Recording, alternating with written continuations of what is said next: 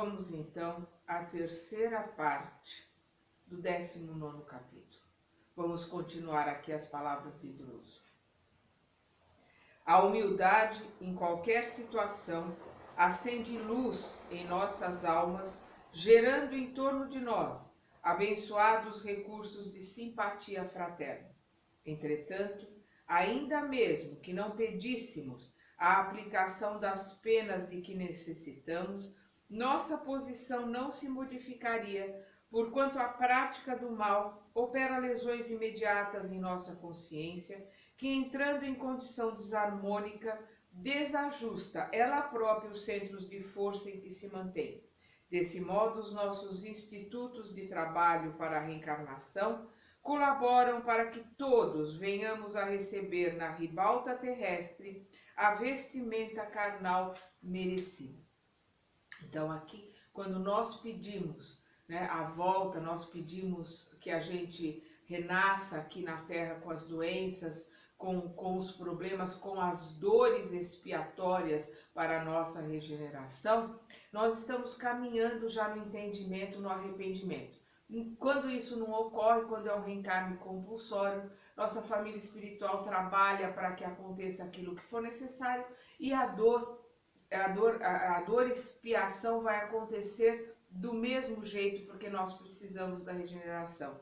E como ele diz aqui, né, desse modo, os nossos institutos de trabalho para a reencarnação colaboram para que todos venhamos a receber na ribalta terrestre a vestimenta carnal merecida. Então aqui é um teatro, né, uma ribalta. Nós vamos receber o corpo que nós merecemos, a vida que nós merecemos para aprender, para crescer, para melhorar.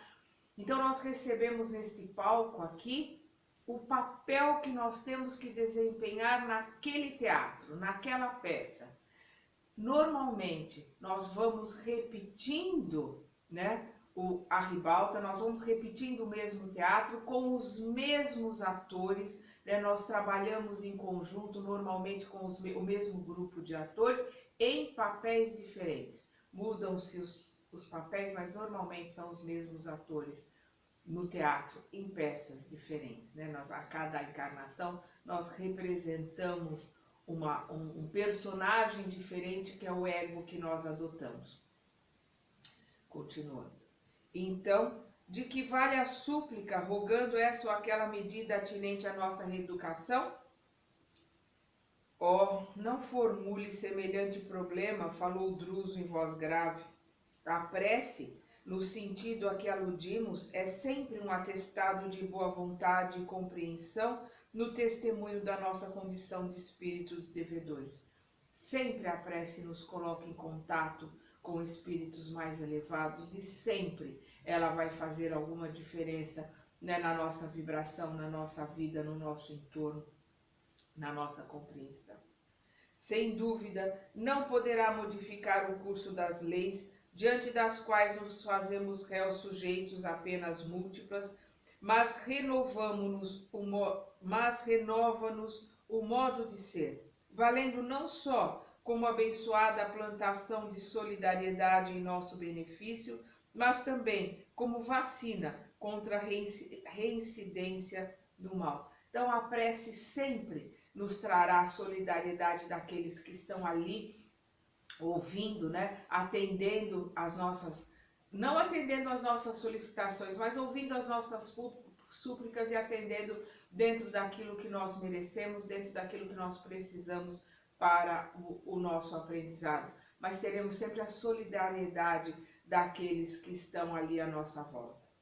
Além disso, a prece faculta-nos a aproximação com os grandes benfeitores que nos presidem os passos, auxiliando-nos a organização de novo roteiro para a caminhada segura. Meu companheiro guardou reverente a anotação e considerou. Caro instrutor, depreendemos da elucidação que, ao nos reencarnarmos, conduzimos conosco os remanescentes de nossas faltas que nos partilham o renascimento da máquina fisiológica como raízes congeniais dos males que nós mesmos plantamos. Perfeitamente, acentuou o mentor amigo. nossas disposições para com essa ou aquela enfermidade no corpo terrestre, representam zonas de atração magnética que dizem de nossas dívidas diante das leis eternas, exteriorizando-nos as deficiências do espírito. Então, esses pontos negativos que nós temos no nosso perispírito, eles agem como atração magnética, atraindo aquilo que nós precisamos passar, né? Os defeitos que temos que ter na formação do nosso perispírito, né? Mostrando quem nós realmente somos, né? Mostrando a nossa verdadeira, digamos assim, a nossa verdadeira cor, a nossa verdadeira vibração, né? E nós estaremos sempre em sintonia com os nossos iguais. Não temos como fugir disso. Druso meditou alguns instantes como se estivesse ponderando no íntimo a gravidade do assunto e apreciou. Nossas assertivas não excluem, de certo, a necessidade da asepsia e da higiene, da medicação e do cuidado preciso no tratamento dos enfermos de qualquer procedência. Desejamos simplesmente acentuar que a alma ressurge no equipamento físico, transportando consigo as próprias falhas a se lhe refletirem na veste carnal como zonas favoráveis à eclosão de determinadas moléstias, oferecendo campo propício ao desenvolvimento de vírus, bacilos e bactérias inúmeros capazes de conduzi-la aos mais graves padecimentos, de acordo com os débitos que haja contraído. Então nós, né, por magnetismo, atrairemos as bactérias, os bacilos, as doenças, né, que temos por sintonia a necessidade de contrairmos para passarmos pela dor e expiação. Mas também, continua o Druso aqui, olha só, mas também carrega consigo as faculdades de criar no próprio cosmo orgânico todas as espécies de anticorpos, imunizando-se contra as exigências da carne, faculdades essas que pode ampliar consideravelmente pela oração, pelas disciplinas retificadoras a que se afeiçoe, pela resistência mental ou pelo serviço ao próximo, com que atrai preciosos recursos em seu favor. Não podemos esquecer que o bem é o verdadeiro antídoto do mal. Então, pela melhora, pela modificação, pela reforma íntima, pela transformação moral, nós podemos, em contrapartida, adquirir anticorpos, adquirir imunidades que farão com que determinadas doenças, determinadas situações não nos atinjam. E até às vezes aquele gatilho que está ali no nosso gene, para em determinada idade, esse gatilho ser ativado para que a gente passe por determinada situação, por determinada doença, esse gatilho não ative, porque nós adquirimos a imunidade através do aprendizado, através do crescimento, não precisamos mais passar por aquela dor, porque aquela lição já foi aprendida, já superamos aquela fase. Ainda assim, ajuntou Hilário, será lícito recordar que os animais igualmente sofrem moléstias diagnosticáveis como sejam a fitose, a raiva e a pneumonia. O câncer também, né? Como também as plantas experimentam enfermidades peculiares, reclamando adubos e fungicidas, completou o mentor sorrindo e acrescentou: a dor é ingrediente dos mais importantes da economia da vida em expansão. O ferro sobre o malho, a semente na cova, o animal em sacrifício, tanto quanto a criança chorando, irresponsável ou semiconsciente para desenvolver os próprios órgãos, sofrendo a dor evolução que atua de fora para dentro, aprimorando o ser, sem a qual não existiria progresso. Então aqui ele está esclarecendo a dor evolução. Desculpa. que é a dor que vem de dentro para fora, que é a dor necessária para a evolução, como aqui o que ele coloca, o ferro sobre o malho, a criança que está em crescimento e está em desenvolvimento, a semente que está na cova ali, né, explodindo para poder se desenvolver, para poder crescer, atingir o sol, o animal que passa pela dor, né, pelo sofrimento da doença, a planta que também passa pelo sofrimento da doença, exigindo fungicida, exigindo tratamento. Esta é a dor evolução, é a dor que faz parte da evolução que passamos nesse planeta. A criança para crescer, o animal para aprender, a planta para aprender, que faz parte da evolução que temos que ter nesse planeta junto à evolução do planeta. Então nós vemos aqui a dor evolução, que é a dor que todos, né, o mineral, o vegetal, o animal e o hominal passam neste planeta para evoluir. Nós vimos a dor expiação, que é a dor que nós precisamos passar para o crescimento e para a nossa regeneração. E vamos ver aqui mais para frente a terceira dor. Desculpa. Em nosso estudo, porém, analisamos a dor expiação que vem de dentro para fora, marcando a criatura no caminho dos séculos, detendo-a em complicados labirintos de aflição para regenerá-la perante a justiça. É muito diferente. Desculpa. Nós vemos aqui ele explicando. Dor evolução, dor expiação. Curioso, exclamou Hilário. Não havia pensado ainda em semelhantes conceitos. Dor evolução, dor expiação. Como temos ainda dor auxílio, atalhou Druso benevolente. Como assim? E percebendo a surpresa que se nos estampava no rosto, o orientador aduziu.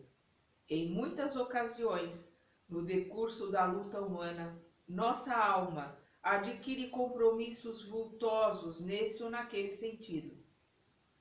Habitualmente, logramos vantagens em determinados setores da experiência, perdendo os outros. Às vezes, interessamo-nos vivamente pela sublimação do próximo, olvidando a melhoria de nós mesmos. É assim que, pela intercessão de amigos devotados à nossa felicidade e à nossa vitória, recebemos a bênção de prolongadas e dolorosas enfermidades no envoltório físico, seja para evitarmos a queda no abismo da criminalidade, seja mais frequentemente para o serviço preparatório da desencarnação, a fim de que não sejamos colhidos por surpresas arrasadoras na transição da morte. O infarte, a trombose, a hemiplegia, o câncer penosamente suportado, a senilidade prematura e outras calamidades da vida orgânica constituem, por vezes, dores auxílio para que a alma se recupere de certos enganos em que haja incorrido na existência do corpo denso, habilitando-se através de longas reflexões e benéficas disciplinas para o ingresso respeitável na vida espiritual. Então, é o que ele coloca aqui, por vezes, dores auxílio, para que a alma se recupere de certos enganos em que haja incorrido na existência do corpo denso, habilitando-se através de longas reflexões e benéficas disciplinas para o ingresso respeitável na vida espiritual. Druso, no entanto, a essa altura foi chamado a outras linhas de ação, deixando-nos entregues aos nossos pensamentos. Então vamos entender aqui o que é a dor auxílio. É aquela dor que vem em nosso auxílio, para que a gente não caia, às vezes, em determinadas situações onde vamos perder alguma coisa, onde vamos cair em alguma tentação. Vamos lembrar, se eu não me engano, é no livro Entre o Céu e a Terra, ou é Entre o Céu e a Terra ou é a Libertação, mas é um desses dois.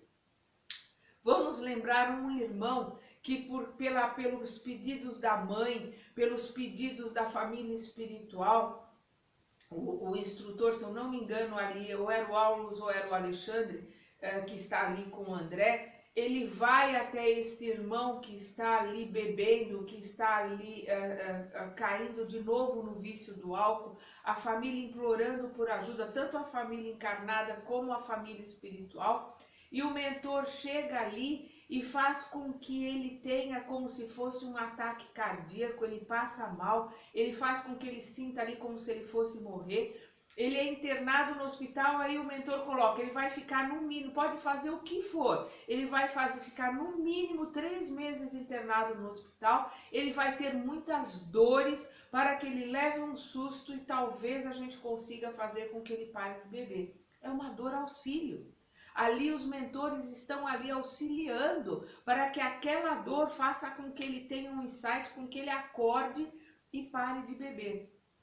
Então nós vamos ver dores auxílios, às vezes no final de uma encarnação, onde os nossos mentores, a nossa família espiritual faça com que aconteça ali um infarto de menores ou de maiores proporções, para que a pessoa sinta ali que ela está chegando no final, ela tá ali prestes a terminar aquela encarnação. Então essa dor faz com que ela acorde, opa, eu preciso aprender, eu preciso crescer, eu preciso melhorar. Quantas pessoas se modificam totalmente depois de um infarto ou depois de um AVC?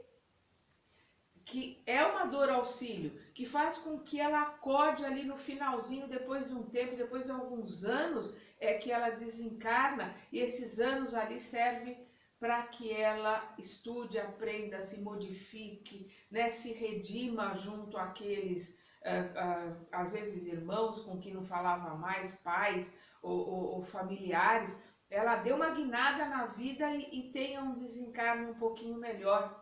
E são dores auxílios. Então nós vimos aqui nesse capítulo uma passagem interessante, que é a dor evolução, né, que é a dor que faz parte da evolução neste planeta, que acontece com todos os estágios, né, mineral, vegetal, animal, hominal. A dor expiação, que é aquela dor que faz com que a gente cresça, aprenda melhor, resgate as nossas dívidas, e a dor auxílio, que é aquela que vem em nosso auxílio para que a gente acorde, para que a gente dê uma sacudida. Vamos continuar então no próximo e último capítulo deste livro.